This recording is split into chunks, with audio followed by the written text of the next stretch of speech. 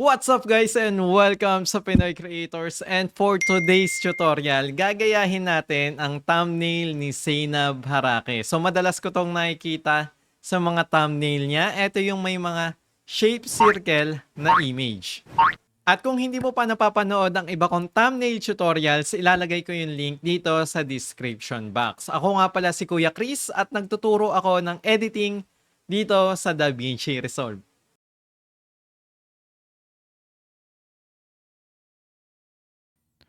Okay, so dito sa loob ng DaVinci Resolve, meron na akong tatlong image. Sa image number 1, ito yung ating pinaka main background o thumbnail natin.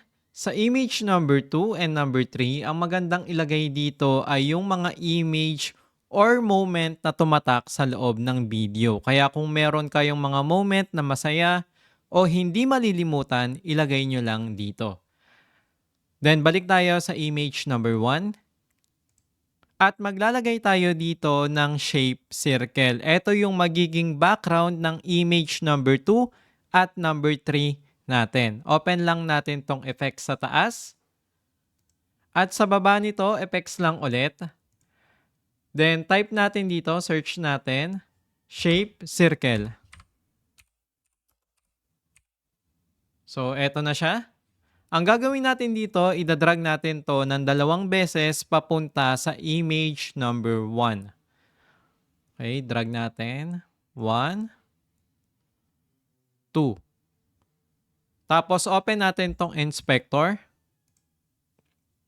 Then click tayo dito sa may image number 1. Then open natin tong effects. So dito makikita mo yung ating shape circle na number 1. Tapos sa baba nito, nandito yung number 2.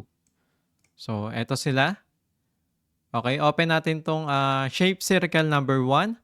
So para mabago mo yung position nito, punta lang tayo sa center. So yung X, ito yung ating left and right. Pagdating sa Y, ito yung ating up and down. Sa size, so malaki na yung 1.0, no? So dito baguhin natin to ng 1.1. Tapos punta tayo sa shape circle number 2. I-move natin to papunta sa taas.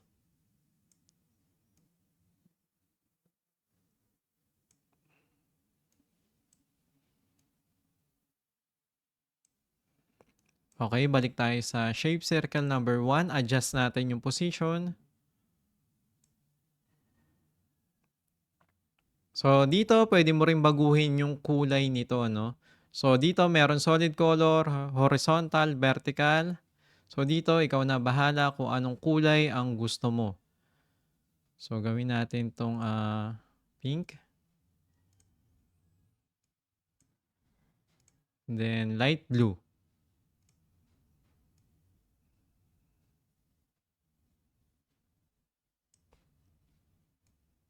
So sa shape circle number 2, gawin lang nating solid color tapos white. Tapos punta na tayo dito sa may image number 2. Dito ang gagawin natin, dapat maging bilog din yung sukat nitong ating image na to. So click tayo dito sa image number 2. Then punta tayo dito sa may color page. Dito open natin yung nodes. Tapos dito right click tayo dito. Then choose natin yung add alpha out. So dito mapapansin mo may lumabas dito na blue na dots. So ang gagawin natin, connect natin tong green sa blue. Tapos blue sa blue. Tapos open mo tong window. So piliin natin yung bilog. Sa softness, gawin natin 0. Tapos move lang natin to. So pwede mo rin lakihan yan at liitan. Tapos balik na tayo sa may edit page. Dito ang gagawin natin, move natin tong playhead papunta dito sa may unahan. At ang gagawin natin sa image number 2, ilalagay natin sa ibabaw ni image number 1. So dito, adjust lang natin yung size. Type natin dito 0.700.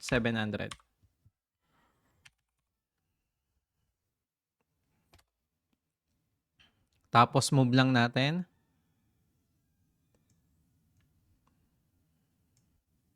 So dito tatansyahin mo yung size tsaka yung position para pumagitna yung ating image number 2 doon sa ating ginawang shape circle.